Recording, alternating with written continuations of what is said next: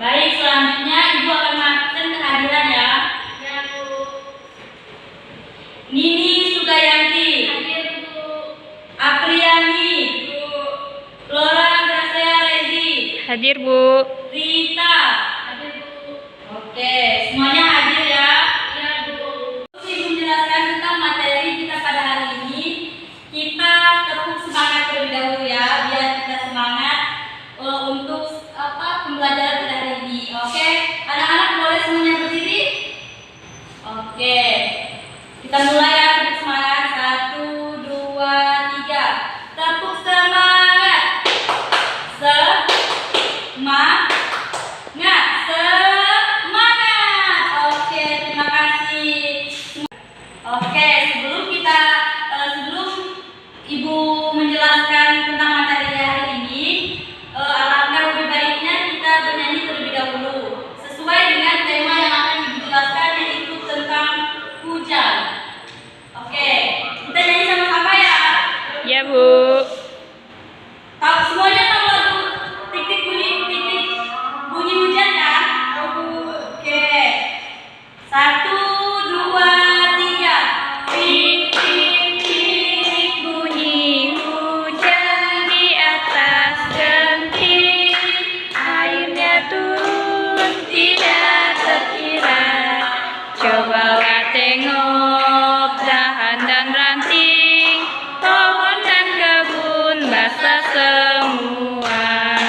Oke, sekarang semuanya.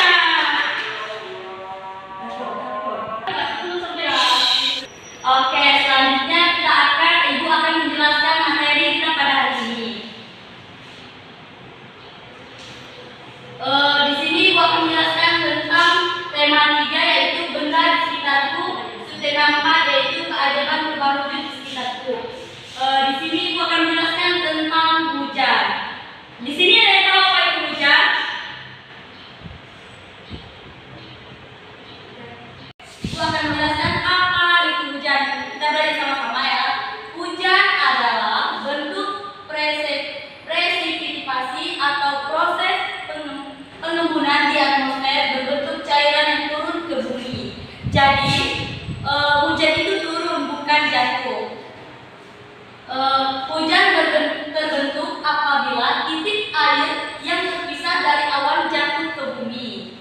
Nah, sebelum terjadi hujan, pasti ada awan sebagai tempat penampung uap dari permukaan bumi. Kita sering melihat sebelum terjadi hujan biasanya ada awan-awan berbentuk hitam kan? Itu merupakan tanda akan terjadinya hujan atau turun hujan.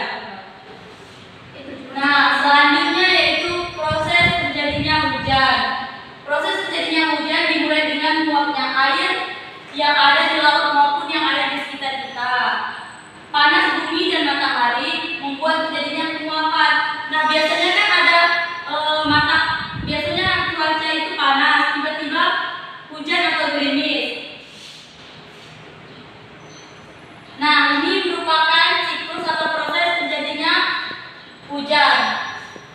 Yang awalnya cuacanya cerah, tiba-tiba datang hujan. Nah, di sini juga ada jenis-jenis hujan. Ternyata hujan itu ada jenis-jenisnya. Yang kita ketahui kan cuma hujan begitu saja. Ternyata hujan itu ada jenis-jenisnya. Yang pertama itu hujan konvektif. Nah, apa sih hujan konvektif itu? Hujan jenis yang pertama yaitu hujan konvektif, yaitu proses hujan yang terjadi karena perbedaan panas dan lapisan udara dan permukaan tanah. Nah, di sini Ibu punya contoh hujan konvektif.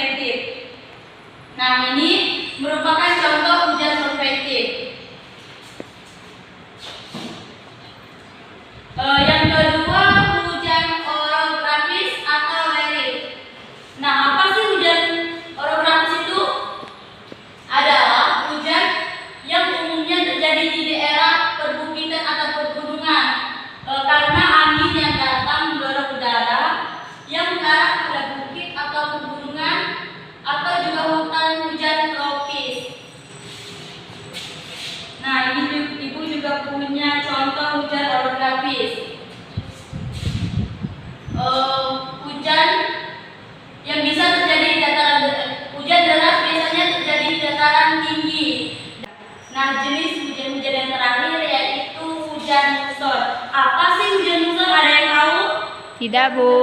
Oke.